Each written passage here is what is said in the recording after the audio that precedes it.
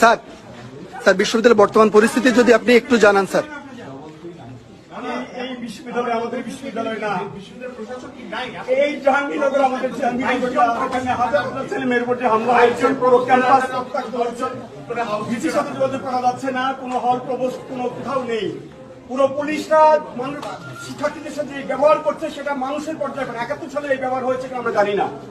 আমরা অসুস্থ শিক্ষার্থীদেরকে রেস্কিউ করতে পারছি না, রেস্কিউ করতে অ্যাম্বুলেন্স নিয়ে আমরা মুভ করতে পারছি না, পুলিশ অ্যাম্বুলেন্সে হামলা করছে।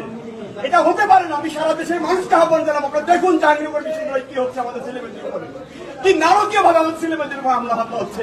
আমাদের কিছু বলার নাই, আমরা সহ্য করতে পারছি না, নিতে পারছি না। আমরা কিছু লোক এখানে দাঁড়িয়ে আছে আর আমরা নিতে পারছি না।